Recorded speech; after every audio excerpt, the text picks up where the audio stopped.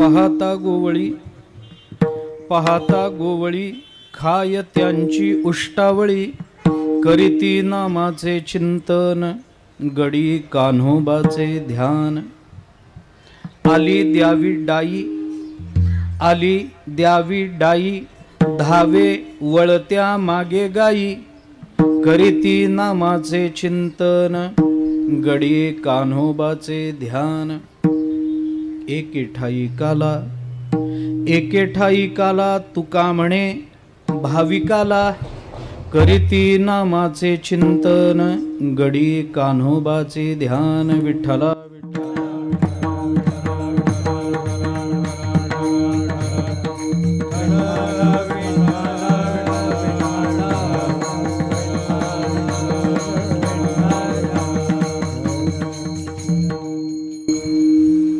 पाहता गोवळी खाय त्यांची उष्टावळी, करीती नामाचे चिंतन गडी कान्होबाचे ध्यान।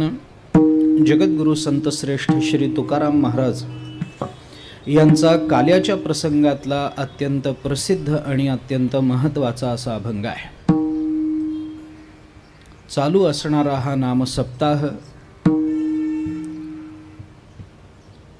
वैकुंठवासी भजन सम्राट नामदेव बुवा खुटारीकर यांच्या पुण्यस्मरणाच्या निमित्तानं चालू आहे आणि सप्ताहाच्या अनुषंगानं रात्री संगीताचे काही कार्यक्रम आयोजित करण्यात आलेले आहेत।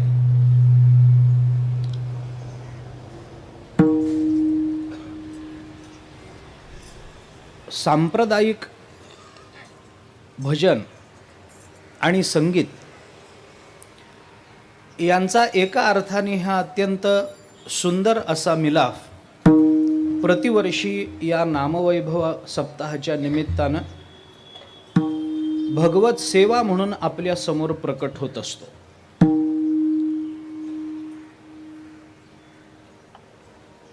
वारकरी संप्रदायामध्ये संगीताला स्थान खूप मोठं आहे। संगीत फार महत्त्वाचं मानलं जातं। आपलं आता भजन म्हणून जरी स्वतंत्र सोडून दिलं तरी कीर्तनामध्ये जर चाल म्हटली नसती तर कीर्तन रंगलं नसतं। ते कीर्तन किती विद्वत्तापूर्ण असू देत, किती वेदांताचं असू देत, त्या कीर्तनामध्ये तुम्ही किती विनोद सांगा, त्या कीर्तनामध्ये तुम्ही किती श्रोत्यांना खिळवून ठेवा, पण या कीर्तनातली चाल, या कीर्तनातली भजन हे जर कीर्तनातलं भजन हे जर वजा केलं तर कीर्तनाचा प्राणच गेला। कीर्तनाचा प्राण गेला। भजन काढून टाकलं, उभं राहून केलेलं प्रवचनच झालं की होय, फक्त उभं राहून केलं एवढाच अर्थ आहे। आपल्याकडे असं आहे, थोड्या भारतीय संस्कृतीच्या विचार पद्धतीचा आणि विचार प्रवाहाचा विचार जर आपण केला तर आपल्याकडे वेदापासून ते संत वाङ्मयापर्यंत अशा अनेक विचारधारा आणि विचारशैली आपल्यापर्यंत एका विशिष्ट विचाराला घेऊन येताना आपल्याला दिसतात। या वेदांपैकी काही उपवेद आहेत, काही उपशास्त्र आहेत। मला फार या गोष्टीचा विचार करण्याचं कारण नाही आहे। मला जे बोलायचं आहे ते अगदी थोडक्यामध्ये मी बोलतो आणि अभंगाकडे प्रवृत्त होतो। आपल्याकडे असं आहे, स्थापत्यशास्त्र हा वेदाचा एक भाग मानला गेला। धनुर्वेद वेदाचा एक भाग मानला गेला। आयुर्वेद उपवेद मानला गेला। तसं याच्यामध्ये गांधर्व वेद नावाचा वेदाचा एक उपवेद म्हणून मानला गेला। थोडंसं चिंतन लक्षात घेण्यासारखं हे आहे की धनुर्वेद हा त्या मानानं खूप बाहेरचा आहे, त्याच्यापेक्षा थोडासा आतला स्थापत्य वेद आहे, त्याच्यापेक्षा थोडासा आतला हा आयुर्वेद आहे आणि भगवंताच्या अत्यंत जवळ नेणारा हा गांधर्व वेद आहे। विठ्ठला विठ्ठला विठ्ठला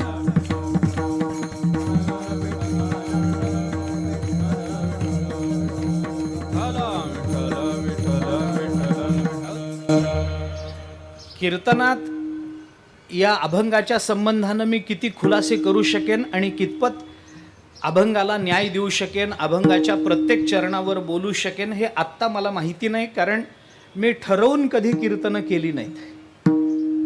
या कीर्तनामध्ये हे बोलायचं आहे असं मी ठरवून कधी बोललो नाही. जेवढं मला बोलणं शक्य आहे, जेवढा विचार करून मी आलेलो आहे आणि त्या वेळेच्या मर्यादेमध्ये जेवढं बसेल तेवढं मांडण्याचा मी आत्तापर्यंत एक प्रामाणिक प्रयत्न करत आलो. काही वेळेला यशस्वी झाला, काही वेळेला फसला, माझं काही म्हणणं नाही त्याच्याबद्दल.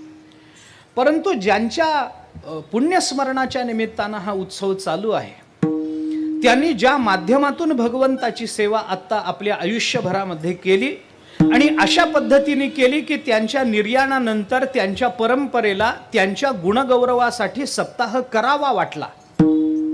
त्याकरता पहिल्यांदा काही औपचारिक अनौपचारिक बोलणं हे माझं कर्तव्य आहे आणि म्हणून मी त्या संबंधात थोडंसं बोलतो.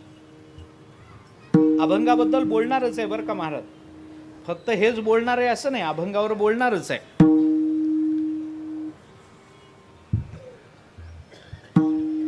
धनुर्वेद हा शास्त्राचा भाग आहे, युद्ध नीती आहे. त्याच्यामध्ये धनुष्य चालवणं शिकवलं जातं, त्याच्यामध्ये तंत्रमंत्राचा विचार आहे, त्याच्यामध्ये शस्त्र अस्त्राचा विचार आहे, त्याच्यामध्ये अनेक गोष्टींचा विचार आहे, नवे नवे राजकारणाचाही विचार आहे. कारण कोणी कुणावर कसा बाण चालवावा आणि क्षमा मागून बोलतो कोणत्या धनुष्यातून चालवावा, सध्याच्या काळात हे काही सांगता येत नसतं, नाही का. मला काही त्यातलं कळत नाही, पण आणि तसं मला कळून घेण्याची फारशी इच्छाही नाही, कारण मी हे प्रामाणिकपणानं आत्ता परवापर्यंत बोलत आलोय की कोणी मुख्यमंत्री झाला तरी 9,000 ओव्याच्या 10,000 होत नाही ज्ञानेश्वर.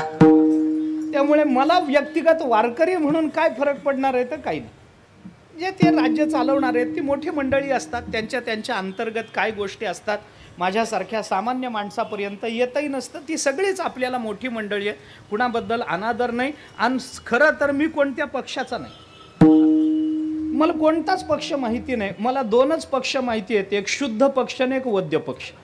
2च मला कळतं, कारण दोन्ही पक्षात एकादशी येते. माझ्या प्रेमाचा तेवढाच विषय, मला काय करायचंय बाकी माझा विषय नाही.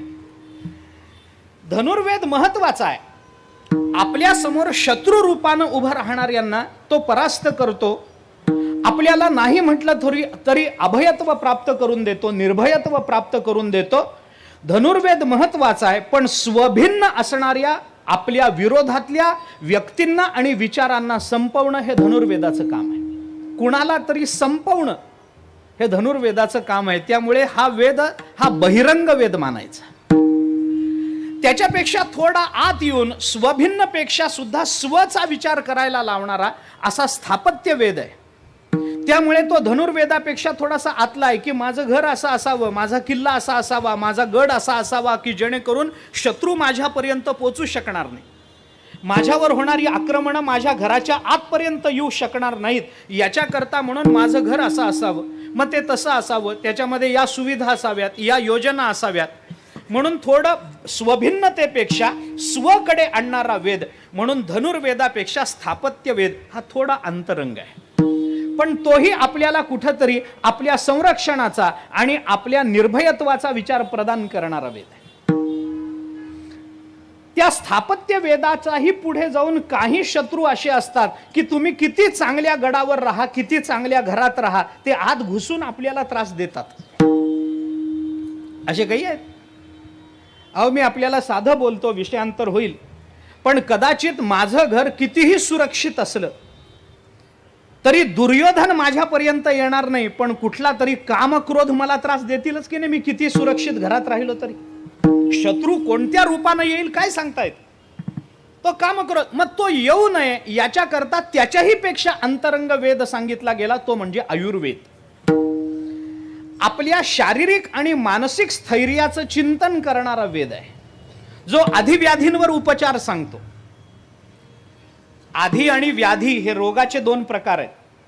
व्याधी म्हणजे शारीरिक रोग आणि आधी या शब्दाचा अर्थ आहे मानसिक रोग. या दोन्हीवर उपचार सांगणारा आयुर्वेद हा त्या स्थापत्य वेदापेक्षा अंतरंग मानला पाहिजे, पण तो सुद्धा प्रतिकूलाची निवृत्ती करण्याचाच प्रयत्न करतो. आमच्या ठिकाणी असलेल्या रोगाची निवृत्ती करतो. आणि म्हणून तो आपल्याला रोग दूर करून समाधान देतो. पण समाधान म्हणून समाधान देणं हे आयुर्वेदाचं काम नाही. त्याला रोग दूर करून आम्हाला समाधान द्यावं लागतं. त्याला आधी व्याधी दूर करून आम्हाला समाधान द्यावं लागतं.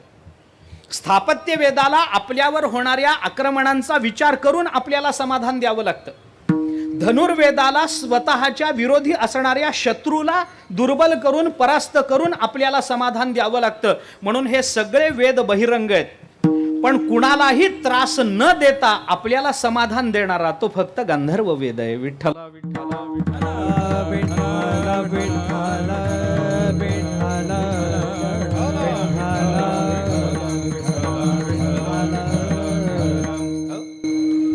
बाकीच्या वेदामध्ये बाकीच्या शास्त्रामध्ये स्वतःला समाधान आहे, पण हरलेल्यांना दुःखच आहे. पण गाण्यामध्ये कुणालाच दुःख नाही महाराज. गंधर्व वेदामध्ये कुणाला दुःख नाही. जे आपण भजन करतो आपल्यालाही आनंद आहे. आणि ते भजन जर संयुक्तिक योग्य प्रमाणबद्ध असेल तर ज्याचं करतो आहोत त्यालाही आनंद आहे. दुःख देणं हे भजनाचं काम नाही. दुःख देणं हे स्वरांचं काम नाही. दुःख देणं हे लयीचं काम नाही. अरे दगडाच्या हृदयाचा मनुष्य कीर्तनामध्ये बसू देत, एखादी लग्गी अशी वाजू देत, तो सुद्धा डोलतो. दगडाला सुद्धा डोलायला लावण्याचं काम या स्वरामध्ये, या संगीतामध्ये. आणि अशा संगीताची ज्यांनी आयुष्यभर उपासना केली, भगवंताला प्रिय म्हणून उपासना केली, ते सर्वान सुखयंती प्रतिदिनम ते साधवो दुर्लभा. गंगावत गजगंडवत गगनवत गांगेयवत गेयवत. नाही का?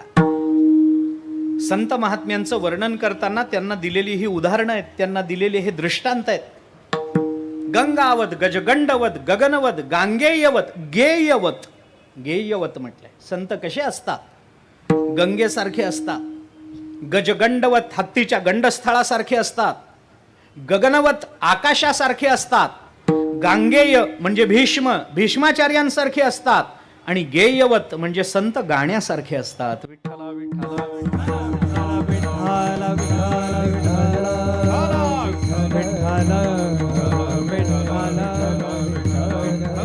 कोणत्या पद्धतीनं मानायचा तो सगळा श्लोक आपण बघून घ्या.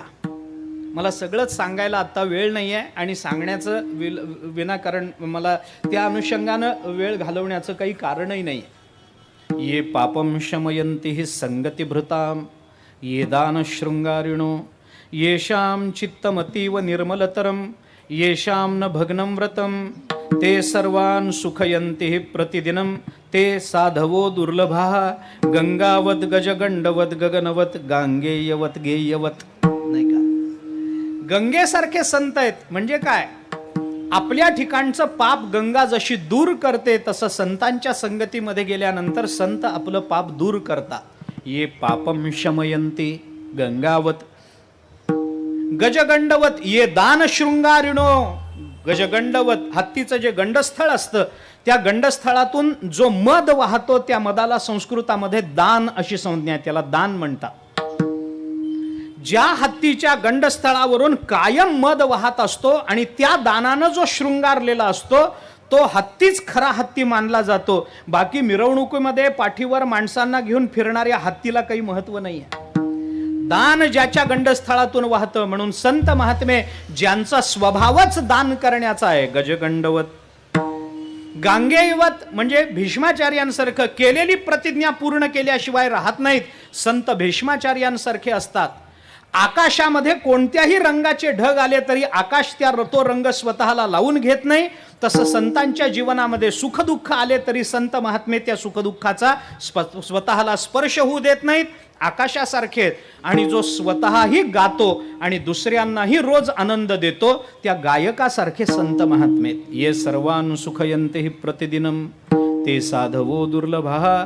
गंगावत गजगंडवत गगनवत गांगेयवत गेयवत. संत महात्म्यांना गायकाची उपमा दिली. गायक हा संत असतो का नाही मला माहित नाही,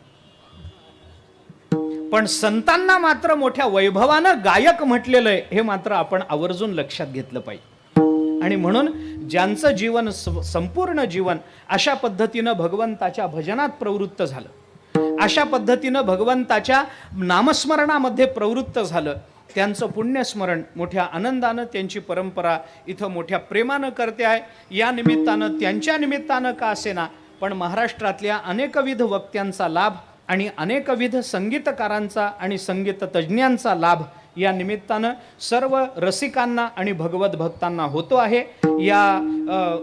या एकूण कार्यक्रमासाठी म्हणून कडू परिवाराला आपण सर्वांनी अंतःकरणपूर्वक धन्यवाद दिले पाहिजेत आणि त्यांच्या वडिलांच्या आजोबांच्या पुण्यस्मरणाच्या निमित्तानं चालू असणारा हा नामसप्ताह त्याची सांगता आज काल्याच्या कीर्तनाने होते आहे. त्या काल्याकडे मी प्रवृत्त होतो. विठ्ठला विठ्ठला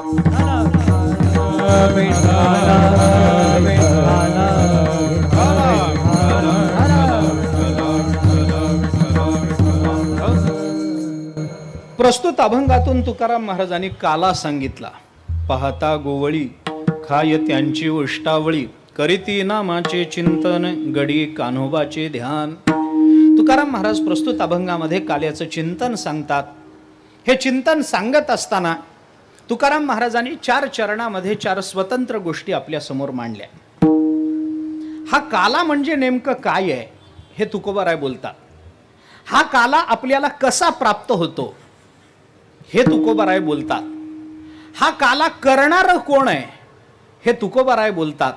आणि हा काला प्राप्त करून घेण्याचा अधिकारी कोण आहे हे तुकोबाराय या अभंगात बोलतात. विठ्ठला विठ्ठला विठ्ठला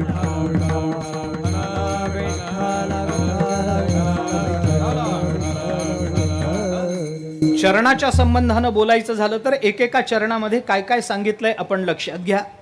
काल्याचं स्वरूप काय पहिल्या चरणामध्ये, काला प्राप्त करून घेण्याचं साधन काय दुसऱ्या चरणामध्ये, तो काला करणारं कोण आहे तिसऱ्या चरणामध्ये, आणि तो काला कुणाला प्राप्त होऊ शकतो त्याचा अधिकारी कोण चौथ्या चरणामध्ये. 4 पद्धतीनं आपल्याला विचार करता येतो. मला सगळाच अभंग सोडवता येईल न येईल मला माहिती नाही, पण मी सोडवण्याचा प्रयत्न करतो. जेवढ्या माझ्या मर्यादित वेळेमध्ये जेवढा बसेल तेवढा बसवण्याचा प्रयत्न करतो. आपल्याकडे असं आहे, काला हे जरी वारकरी संप्रदायाचं वैभव मानलं गेलेलं असेल, कारण वारकरी संप्रदायामध्ये तुम्ही सप्ताह 3 दिवसाचा करता का 2 दिवसाचा करता का 7 दिवसाचा करता का महिन्याचा करता का वर्षाचा करता याला घेणं देणं नाही. त्याची सांगता काल्यानी झाली पाहिजे हे महत्वाचं. तुम्ही 2 दिवसाची कीर्तन करा आणि तिसऱ्या दिवशी काला करा, काला न करता आपल्याकडे या नाम सप्ताहाची सांगता मानली जात नाही. हा काला वारकरी संप्रदायाचं वैभव आहे. वारकरी संप्रदायातलं अत्युच्च फल म्हणजे काही असेल तर तो काला आहे. अतिशय श्रेष्ठ असं फल आहे. कारण या काल्यामध्ये केवळ प्रसाद याची अपेक्षा नाही, तर तो प्रसाद ज्या तत्वांनी बनलेला आहे त्या तत्वाच्या प्राप्तीची अपेक्षा त्या काल्यामध्ये असते. दही आणि लाही एकत्र केली आणि येणाऱ्या जाणाऱ्यांना हातावर ठेवली म्हणजे काला झाला असं नाही. आपण हे अनेक वेळेला बोलत आलेलो आहोत की काला म्हणजे केवळ अशी दही आणि लाही नाही आहे, तर ते दहीही वेगळं आणि ती लाहीही वेगळी. या दहीने कोणतंही बाजारातलं दही आणलं आणि बाजारातून लाही आणली आणि एकत्रित करून वाटली म्हणजे काला झाला काय? नाही. हा काला वेगळा, इथलं दही वेगळं, इथली लाही वेगळी, इथला काला करणारा वेगळा, इथला काला वाटणारा वेगळा आणि इथला काला खाणारा वेगळा. हे सगळे वेगळे आहेत महाराज, सगळे वेगळे. मी येतो त्या विषयाकडे. परंतु दही आणि लाही एकत्रित, अरे हे सामान्य पदार्थ झाले. एक विचार करा, जे पैसे देऊन बाजारात मिळतं त्याच्याकरता कीर्तनात यायची काय गरज आहे? साधा विचार करा ना आपण.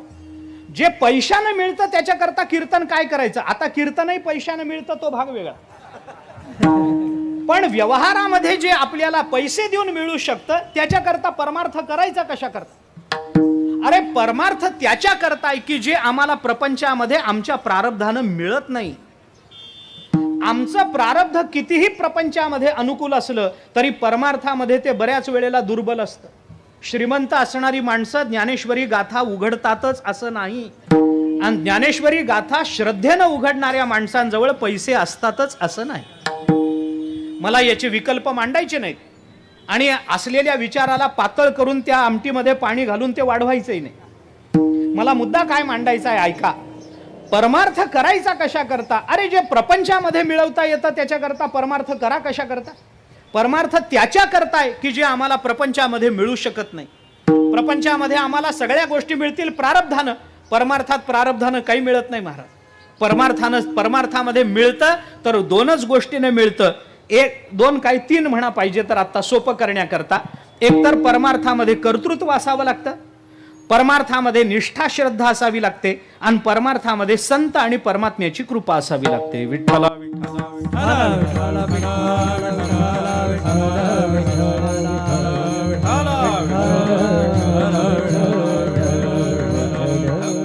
मी गंमत म्हणून सांगेन आपल्याला, आपण विचार करून बघा, घरी जाऊन जरा निवांत विचार करा.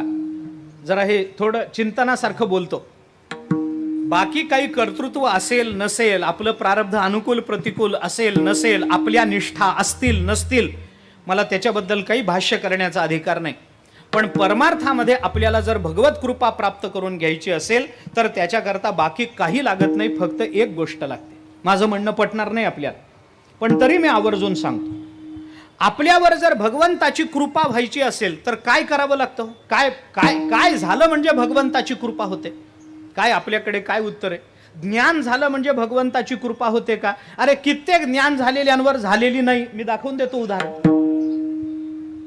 ज्ञान कमी आहे का? विश्वामित्रांकडे ज्ञान कमी आहे का? नाही. पण भगवत कृपा नाही ना, नाही झाली भगवत कृपा. मला उदाहरणं देऊन वेळ वाया घालवायचा नाही आहे. भक्ती केली म्हणजे भगवत कृपा होते, नियम आहे का? आपण करतच आलोय, अजून कुठं झाली? समाधी लागली म्हणजे भगवत कृपा झाली का? मग ज्ञानोबारायांना कोरपत्र पाठवायचं काय कारण? काय केलं म्हणजे, आम्ही काय केलं म्हणजे आमच्यावर भगवत कृपा होईल? भगवत कृपा होण्याकरता काय करावं लागतं तर त्याचं उत्तर एका वाक्यामध्ये देतो, लांबवणार नाही जास्त.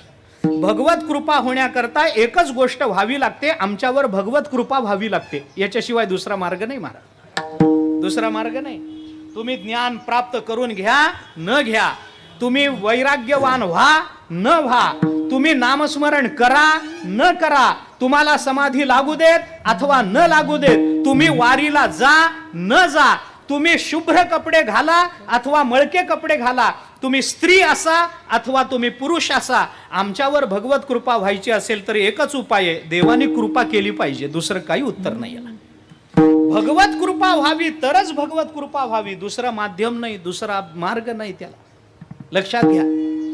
प्रपंचामध्ये आम्हाला हे मिळत नाही ना, मनुष्याची परमार्थाकडे धाव काय सांगा ना. प्रपंचामध्ये समाधानी असणाऱ्या माणसांनी का परमार्थ केला असता?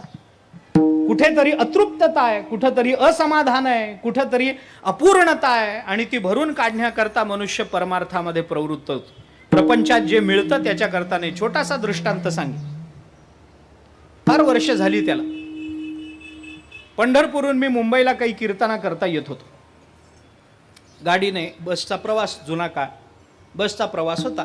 गाडी एसटी मध्ये जाऊन बसलो, पंढरपूरहून निघालो. माझ्या बाजूला एक सद्गृहस्थ बसले होते, श्रीमंत होते, काही ओळख देख होती थोडीशी. नमस्कार चमत्कार झाल्यावर त्याने मला विचारलं, महाराज कुठं? म्हटलं मुंबईला. म्हटलं कसं काय? म्हटलं कसं काय म्हणजे मला दुसरा काय उद्योग आहे? कीर्तनाला. दुसरं काय मला काय करायचंय तिथं जाऊन? मुंबईला जाऊन काही व्यापार करायचा नाही, काही नाही, कीर्तना. मुंबईला हो कीर्तना. त्याने मला विचारलं, मी त्यांना विचारलं, म्हणे मालक आपण कुठं? मी मुंबई. मी विचारलं सहज, कसं काय? आता विचारू नये काय? त्याने मला विचारलं, मी विचारणं काही पाप आहे का? मुंबई कुठे चाललात? मुंबईला. म्हटलं कशासाठी? त्याने काय सांगावं? तो म्हणाला, काय नाही महाराज, काय सांगावं तुम्हाला, बायकोला साडी घ्यायला चाललो. ठीक आहे, ज्याचा त्याचा प्रपंच आहे, मला त्याच्यावर काही बोलण्याचा अधिकार नाही ना. तो त्याच्या बायकोला साडी घेतोय, मला वाईट वाटायचं काय कारण? घेई नका बाबा, मला काय करायचंय. पण आम्हालाही उगीच बोलणं काहीतरी शब्दानं शब्द वाढत जातो, आम्ही गप्प बसणारी माणसं नाही. मी त्यांना सहज विचारलं, म्हणलं तुम्ही पंढरपूरहून निघालाय मुंबईला बायकोला साडी घ्यायला? हो म्हणे, बायकोला साडी घ्यायलाच. मी सहज त्यांना विचारलं, किती रुपयाची घेणार? तर माझं काय, त्यांनी किती का घेणं, मला काय करायचं होतं. पण उगी वारकऱ्याला किंमत तरी माहिती असावी. घेणं होईल ना होईल, पण निदान एवढा मोठा मनुष्य मुद्दाम इथून निघून त्या मुंबईला बायकोला साडी घ्यायला चालला. मी त्यांना सहज विचारलं, किती रुपयाची घेणार? त्यांनी काय सांगावं? तर म्हणाले, काय नाही महाराज, मिळाली तर 100-125 रुपयाची.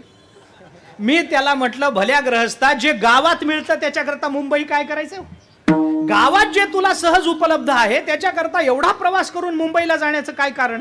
तसं आम्हाला आमच्या प्रपंचामध्ये जे मिळतं त्याच्याकरता प्रपंचाचा त्याग करून परमार्थात येण्याचं काय कारण आहे? परमार्थ करू नये जर प्रपंचच कमवायचा असेल तर प्रपंच सोडला कशा करता? बरं, गंमत अशी होते बऱ्याच वेळेला प्रपंचाचा त्याग करून परमार्थात येणार यांचा प्रपंच सुटतो पण परमार्थ सापडत नाही. धोतर तर सुटलंय आणि पॅन्ट तर सापडत नाही, अशी अवस्था होते. हातातलं सुटलं आणि नव्यानं सापडलं नाही. मग कशा करता हे सगळं चाललं? आम्हाला प्रपंचाकरता हे सगळं करायचं नाही, प्रपंचामध्ये मिळतं त्याच्या करता नाही, परमार्थ करायचा प्रपंचामध्ये ज्याची आम्ही कल्पनाही करू शकत नाही अशा तत्वाच्या प्राप्तीकरता आम्हाला परमार्थाची आवश्यकता. मी हे सगळं कशा करता बोलतो आपल्याला लक्षात घ्या. आम्हाला तत्व प्राप्ती करता इकडे यायचंय. प्रपंचामध्ये मिळणाऱ्या दही आणि लाही करता तुम्ही एकत्रित आला का हो मला सांगा? मग इथं येण्याच्या ऐवजी ह्याच्यापेक्षा चांगली दही लाही तुम्ही घरी खाऊ शकला असता ना? कीर्तनात यायचं काय कारण आहे मला सांगा?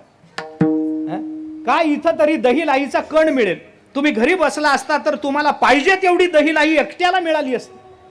बरं, इथली दही लाही काय, 4 जण दही आणतात, 10 जण लाही आणतात, एकत्रित करून सगळ्यांना वाटलं जातं. तुम्ही घरी खाल्ली असती तर त्याला उत्तम फोडणी वगैरे देऊन खाल्ली असती. ते मिळतं का इथं? नाही मिळत. मग कशा करता आला तुम्ही? दही लाहीची आम्हाला अपेक्षा आहे काय? अरे ते तर बाजारात आमच्या खिशात पैसा आहे, आम्ही बाजारात जाऊ, दही घेऊ, लाही घेऊ, आमचं आम्ही घरी बसून खाऊ. काला झाला काय? काला नाही. मग काला म्हणजे केवळ दही लाही नाही, दही नावाचं तत्व आणि लाही नावाचं तत्व एकत्रित यावं तर तो काला आहे. विठ्ठला विठ्ठला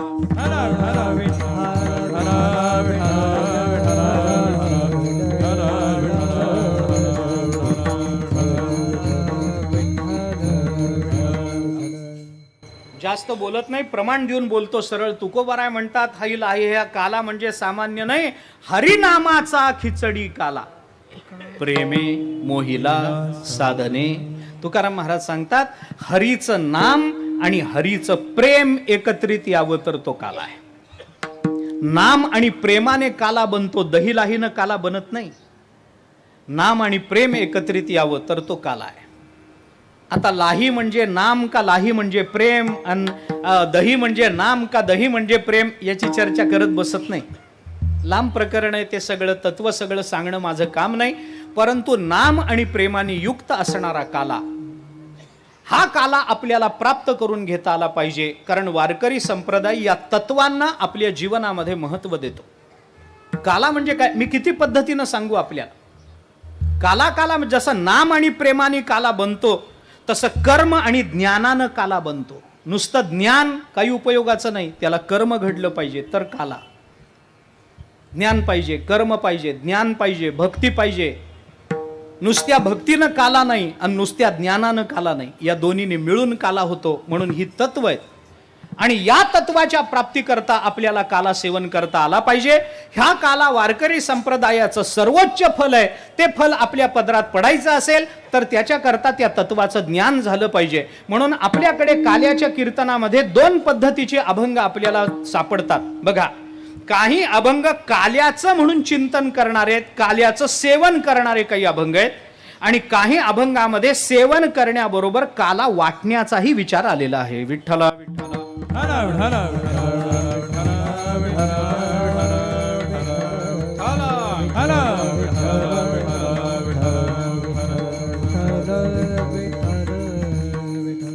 ऐका, काही अभंगामध्ये काला सेवन करणं एवढंच सांगितलंय. उपजोनिया पुढती येऊ, काला खाऊ. आम्हाला खाण्याचीच भाषा आहे, दुसरं काही नाही. तिथं खाण्याचाच विचार आहे बस. चला वळू गाई बैसू जेऊ, बस. खडकी सोडियल्या मोठा, आजीचा दही काला गोमटा, खाऊ सेऊ एवढाच विषय, दुसरा विषय नाही. या अभंगामध्ये आपल्याला काला सेवन करण्याचं सेवन करणं एवढंच सांगितलं. याला तरी या रे लागे अवघे माझ्या मागे मागे, आज देतो पोटभरी. तुम्ही पोटभर खा, पोटभर मिळा. पोटभर मिळतं तुम्हाला, काला सामान्य नाही, पोट भरून जातं त्याचे, इतका तुम्हाला देतो बाबा. हे सेवन करण्याचं सांग. आणि काही अभंगामध्ये मात्र नुसतं सेवन सांगितलं नाही, तिथं काला वाटणं हेही सांगितलं. हे सांगितलं त्याच्यामध्ये नुसतं एवढंच नाही सांगितलं की बाबा चला काला सेवन करू. अरे नाही बाबा, हा काला आपण सेवन केला पाहिजे आणि तो वाटलाही पाहिजे. तो नुसता स्वतः सेवन करून चालणार नाही. दोन्ही भूमिका संत महात्म्यांनी आपल्याला सांगितल्या. कंठी धरिला कृष्ण मणी, कंठी धरिला कृष्ण मणी, कंठी धरिला कृष्ण मणी, कंठी धरिला कृष्ण मणी. अवघाजनी प्रकाश, अवघाजनी प्रकाश, काला वाटू एकमेका, काला वाटू एकमेका. अजनी प्रकाश, अवघाजनी प्रकाश, काला वाटू एकमेका, काला वाटू एकमेका. कंठी धरिला कृष्ण मणी, अवघाजनी प्रकाश, काला वाटू एकमेका. वैष्णवनिका संभ्रम, धरिला कृष्ण मणी, अवघाजनी प्रकाश, काला वाटू एकमेका. वैष्णवनिका संभ्रम. काला वाटू एकमेका, वाटण्याची भाषा आहे. काला सेवन करणाऱ्याचा अधिकार कमी आहे आणि काला वाटणाऱ्याचा अधिकार जास्त आहे. सेवन करणाऱ्याचा अधिकार कमी, ज्याला फक्त सेवन करण्याचाच अधिकार आहे. पण जो सेवन करून वाटतो त्याचा अधिकार वेगळा. म्हणून काला सेवन करणाऱ्याचे अधिकार काय आणि काला वाटणाऱ्याचा अधिकार काय, या दोन्ही भूमिकांवर प्रकाश टाकणारा प्रस्तुत अभंग आहे. विठ्ठला विठ्ठला विठ्ठला विठ्ठला विठ्ठला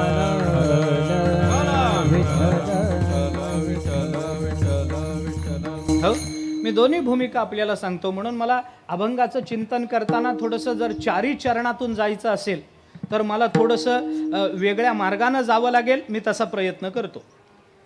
काला सेवन करणाऱ्याचा अधिकार कमी असतो. फक्त मला सेवन करायचं आहे त्याचा अधिकार वेगळा, पण काला वाटणाऱ्याचा अधिकार उच्च असतो. म्हणून काला वाटण्याचा अधिकार या जगतामध्ये दोघांना, एक परमात्मा आणि दुसरे संत, संपलं. तिसरा काला वाटू शकत नाही.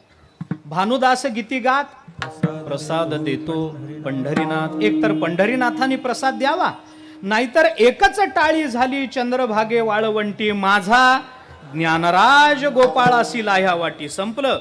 एकतर ज्ञानराजांसारख्याने काला वाटावा, नाहीतर प्रसाद देतो पंढरीनाथ. तिसरा नाही.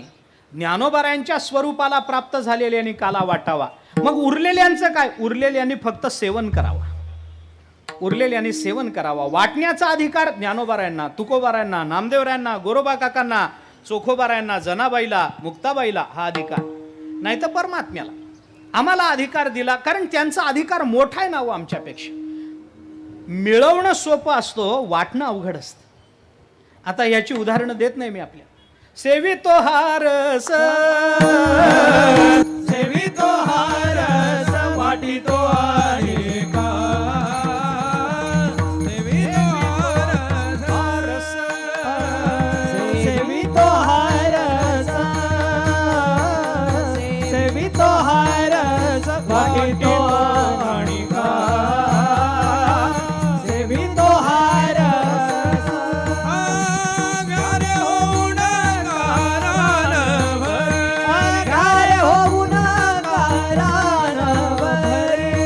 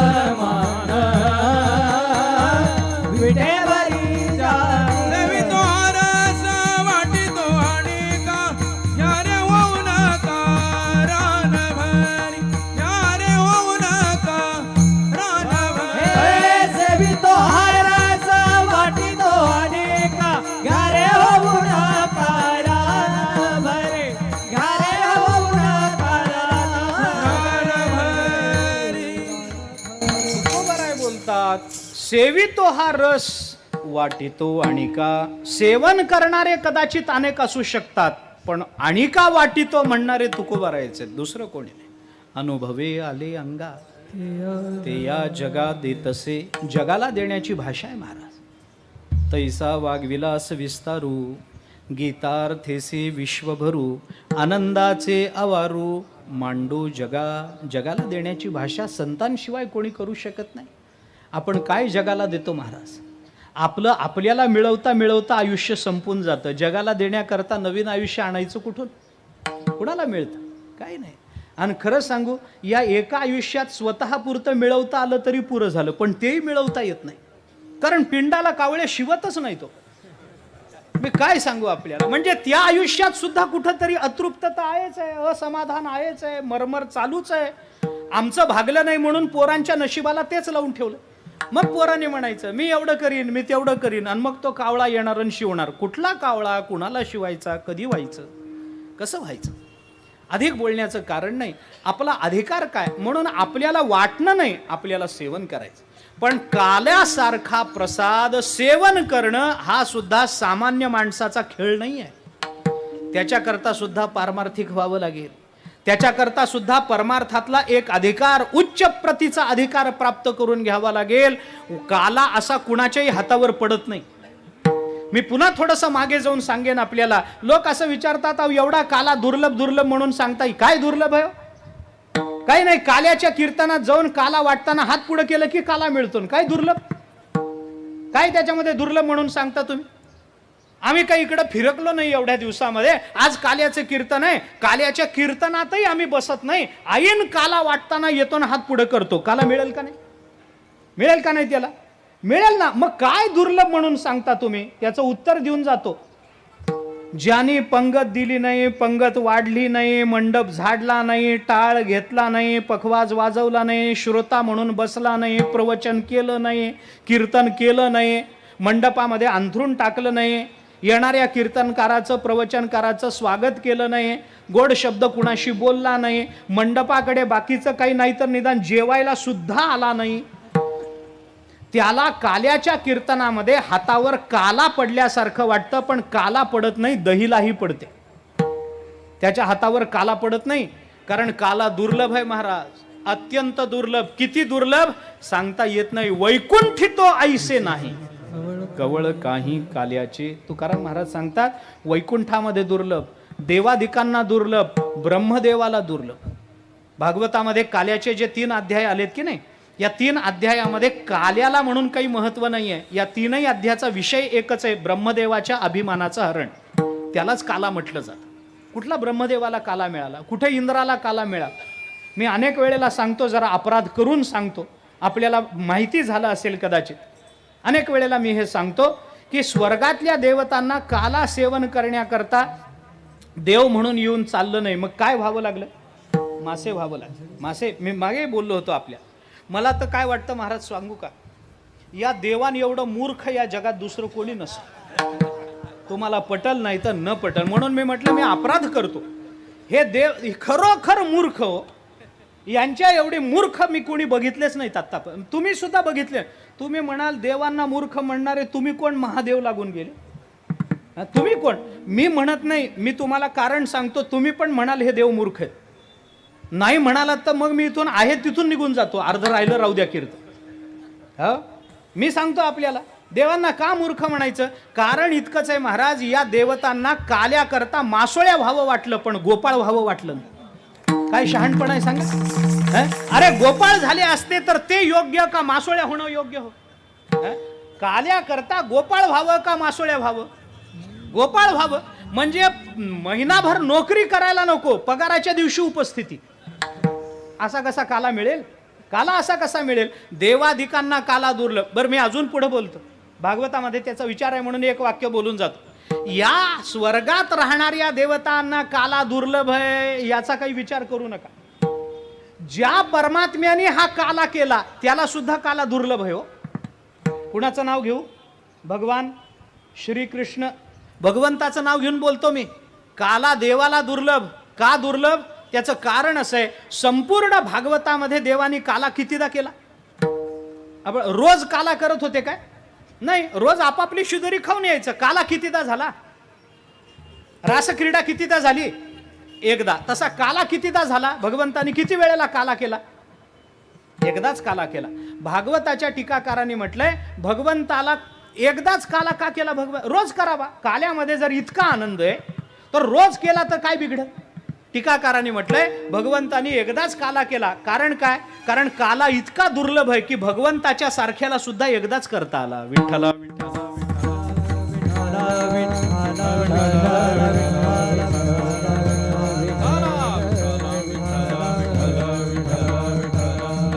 भगवानही रोज करू शकले नाहीत काला, पण आमचे ज्ञानोबाराय तुकोबाराय मात्र रोज कुठं ना कुठं तरी देतातच काला.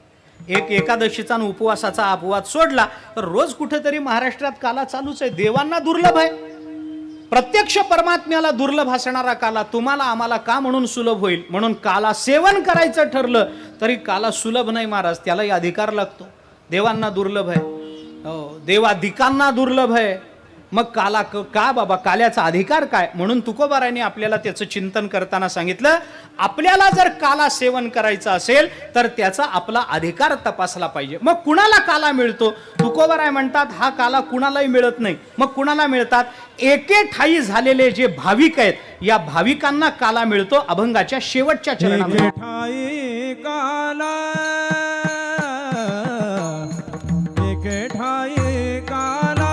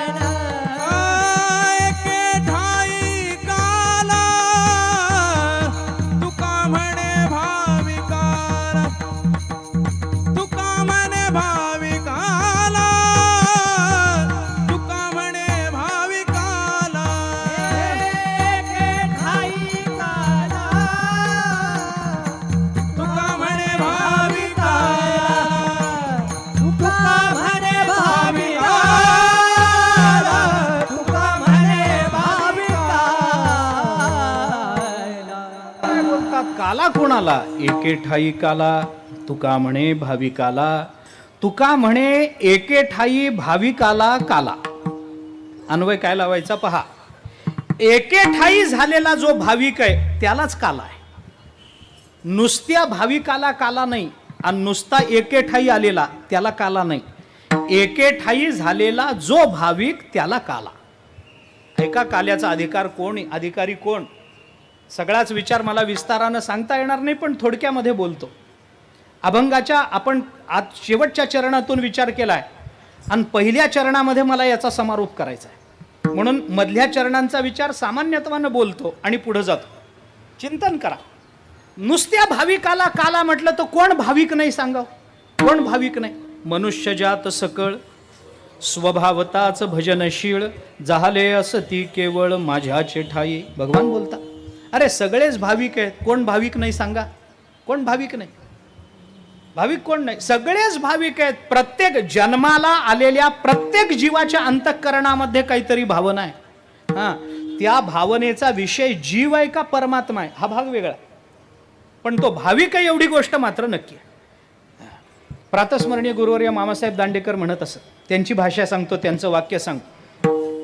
ते असं म्हणत असत की प्रत्येकाच्या अंतःकरणात भक्ती आहेच आहे, फक्त कुणाची करायची हे अजून ठरलं नाही. म्हणजे त्याचं उत्तर ते असं म्हणायचे, प्रत्येकाच्या अंतःकरणामध्ये भक्ती आहे, फक्त देवळातल्या देवाची का घरच्या देवीची हे अजून ठरलं. त्यांची भाषा अशी. हो, घरातली देवी असू देत अथवा देवळातला देव असू देत, पण कुठंतरी घालीन लोटांगण वंदीन चरण हे तर करावंच लागतं ना. तुम्ही देवळातल्या देवासमोर करू नका, पण घरी आल्यावर कुठे गेला होतात, घालीन लोटांगण वंदीन चरण चालूच आहे ना. भाव आहेच आहे ना अंतःकरणामध्ये. अरे ज्याच्या अंतःकरणामध्ये भाव नाही तो माणूस कसा मानायचा हो. मालकाचा आवाज आला तर कुत्र सुद्धा शेपूट हलवतं. माणसाची काय कथा आहे. कुत्र्याच्या अंतःकरणात भाव आहे, मांजरीच्या अंतःकरणात भाव आहे, बैलाच्या अंतःकरणात भाव आहे का नाही. प्रेम लावलेल्या एखाद्या मालकाने आपला बैल विकून टाकला तर तो बैल दुसऱ्या दिवशी तिथलं दावं तोडून पुन्हा आपल्या घरी परत येतो. भाव नाही. कुणाच्या अंतःकरणात भाव नाही, माणसाच्या अंतःकरणात आहे. फरक काय पडला. म्हणून नुसत्या भाविकाला काला नाही महाराज. मग कोणता भाविक पाहिजे, एके ठाई झालेला पाहिजे. एके ठाई होणं हे ज्ञान आहे आणि भाविक राहणं हे ज्ञानानंतरचं प्रेम आहे. विठ्ठला विठ्ठला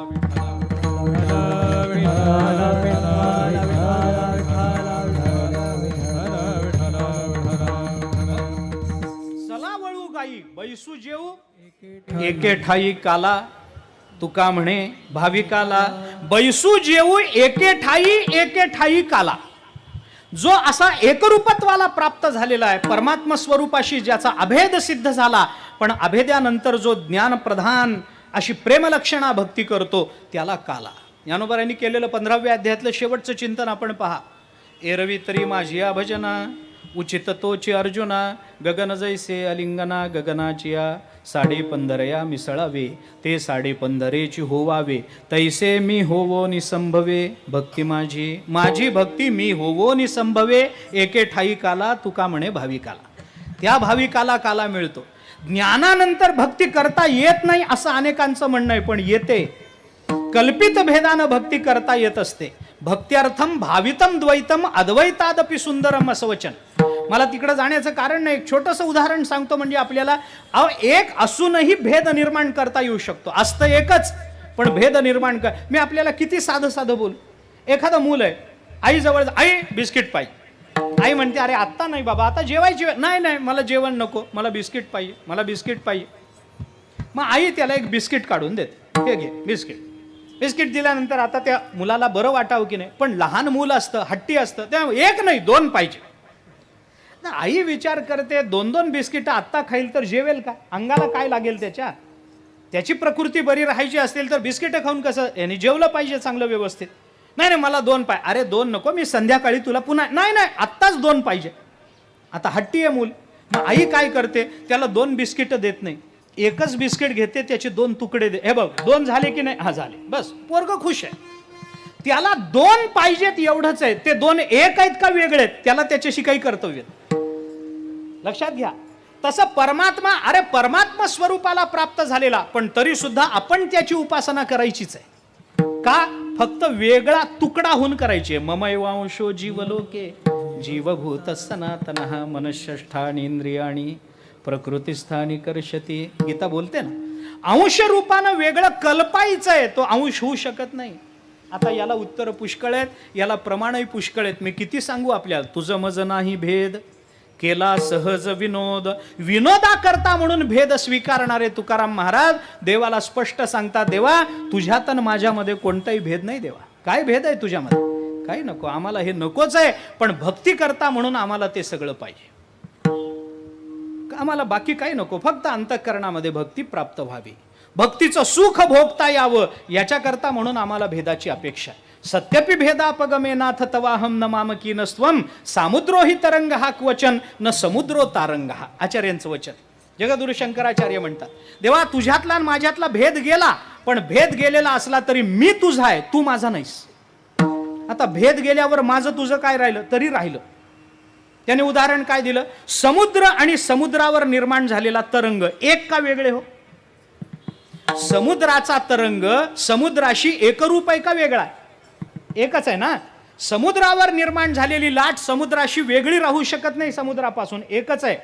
पण समुद्र आणि समुद्राची लाट जरी एकच असली तरी लाटेचा समुद्र आहे का समुद्राची लाट आहे. मग असं कशामुळे करता? जर ते एकच आहेत तर समुद्राची करून षष्ठी तत्पुरुष समास कशा करता? षष्ठी करायचं काय कारण आहे? जर षष्ठी संबंध दाखवते, जर ते एकच आहेत तर संबंध का दाखवला गेला? संबंध फक्त सौंदर्या करता, संबंध फक्त सौंदर्याच्या प्रतीती करता, सौंदर्य फक्त फरक फक्त सौंदर्याच्या प्रतीतीच्या आनंदाच्या भोगा करता असतो. विठ्ठला विठ्ठला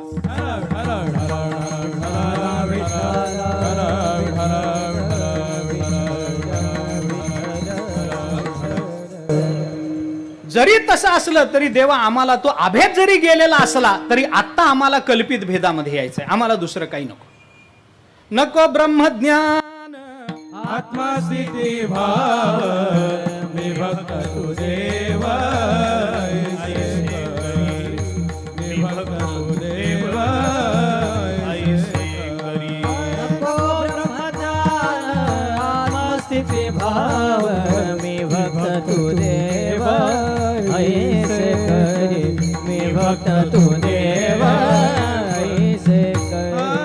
नको ब्रह्मज्ञान आत्मस्थिती भाव नको ब्रह्मज्ञान आत्मस्थिती भाव मी भक्त तू देव ऐसे करी. मी भक्त तू देव ऐसे करी. भक्त तू देव ऐसे करी. मी भक्त तू देव ऐसे करी.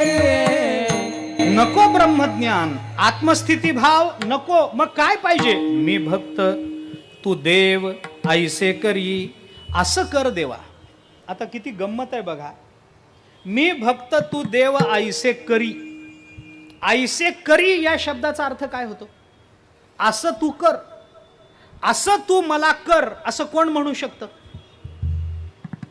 असं कर म्हणजे आत्ता ते तसे नाहीत.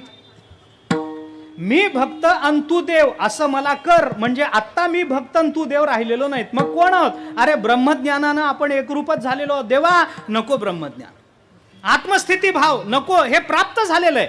कारण वेदांताचा नियम असा आहे महाराज, कोणत्याही वस्तूचा निषेध हा प्राप्तिपूर्वक असतो, अप्राप्तीत निषेध नसतो. अप्राप्तीत निषेध नसतो. मी जर आत्ता तुम्हाला म्हटलं की मला 5 किलो सोनं नकोच आहे, अरे देतय कोण? मी तुम्हाला म्हणतो मला 5 किलो सोनं नको. 5 किलो सोनं नको कुणी म्हणावं? ज्याला मिळालंय त्यांनी नको म्हणावं का न मिळणाऱ्यांनीच नको म्हणावं? कोणताही निषेध हा प्राप्तिपूर्वक असतो, अप्राप्तीत निषेध नसतो. अप्राप्तीत मला पंतप्रधान पद नकोच आहे. अरे तुला घरातल्यांची मतं पडत नाही, तू कुठं पंतप्रधान होतो बाबा? मला पंतप्रधान व्हायचंच नाही, तुला कोणी विचारलंच नाही. मी त्या पदाचा निषेध कधी करू शकेन? मला कुणीतरी येऊन अहो तुम्ही पंतप्रधान होता का? नाही नाही मला नको. मला त्या पदाची प्राप्ती व्हावी तर मी त्याला नको म्हणावं. निषेध हा प्राप्तिपूर्वक असतो, अप्राप्तीत निषेध नसतो माणसा. लक्षात घ्या वेदांताचे नियम काय आहेत. मी कशा करता बोलतो तेही लक्षात घ्या. ज्या अर्थी तुकोबाराय नको ब्रह्मज्ञान म्हणतात त्या अर्थी त्यांना ब्रह्मज्ञान प्राप्त आहे.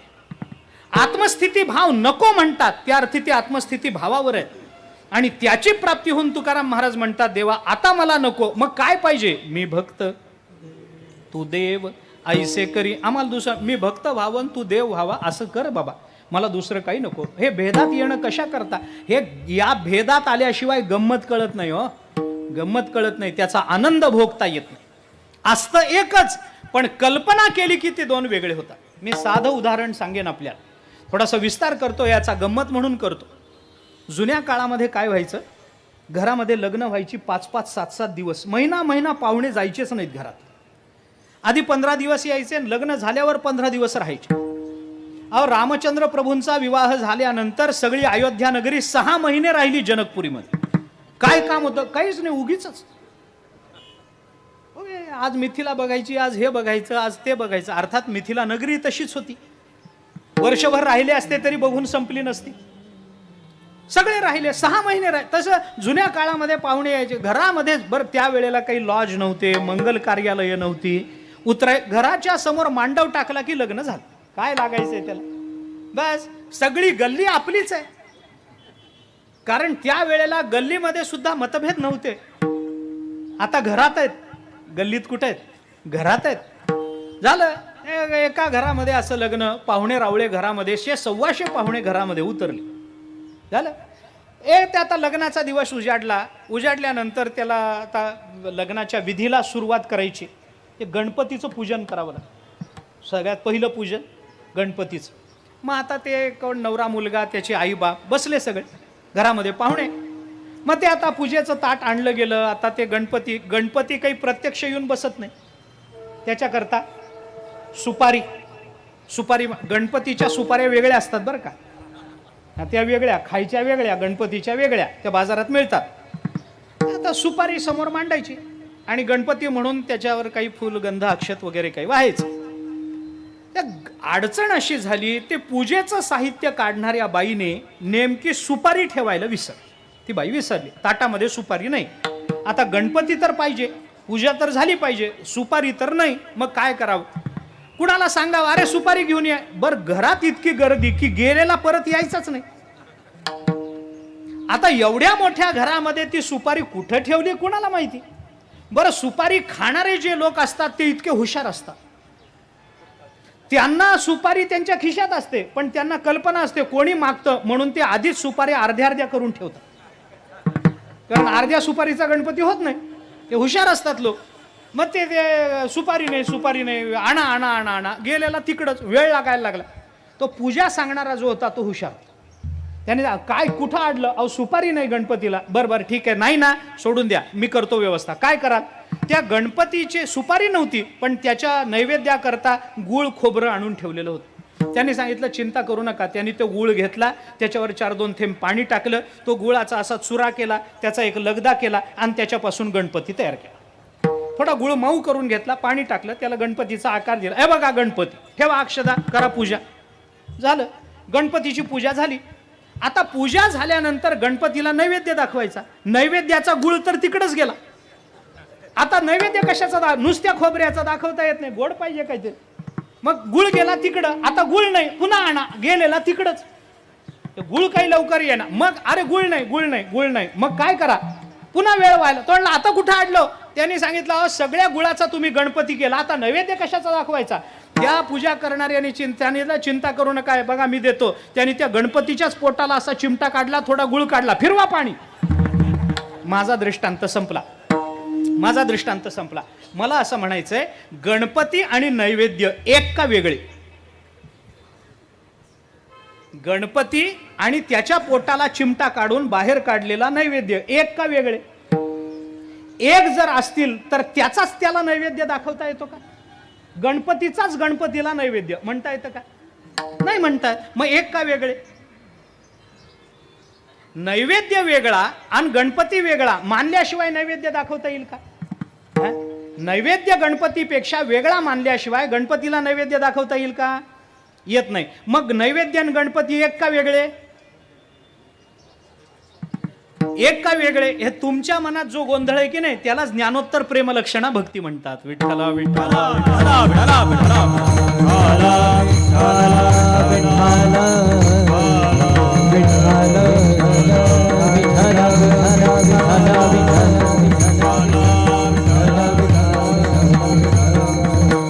स्वरूपानं एक आहे पण दर्शनानं वेगळं आहे.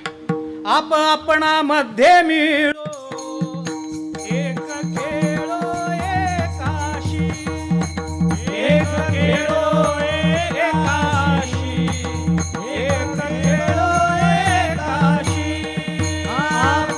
आपणाशी मिळो एक खेळो एकाशी, एक खेळो एकाशी, एक खेळो एकाशी. आपणामध्ये मिळो एक खेळो एकाशी, एक खेळो एकाशी, एक खेळो एकाशी. आपणामध्ये मिळो एक खेळो एकाशी, एक खेळो एकाशी, एक खेळो एकाशी. माझे गडी कोण कोण निवडा भिन्न यातुनी. आपणामध्ये मिळो एक खेळो एकाशी. आपणामध्ये मिळो, आपणच आपल्यामध्ये मिसळून जायचं आणि एकानी एकाशी खेळायचं. एकाने एकाशी म्हणजे याच्याने त्याच्याशी नाही, एक स्वरूपाला प्राप्त झालेल्याने एक स्वरूपाला प्राप्त झालेल्याशी खेळायचं. याला म्हणतात ज्ञानोत्तर प्रेमलक्षणा भक्ती. असं ज्याला खेळता येतं त्याला काला सेवन करण्याचा अधिकार आहे. विठ्ठला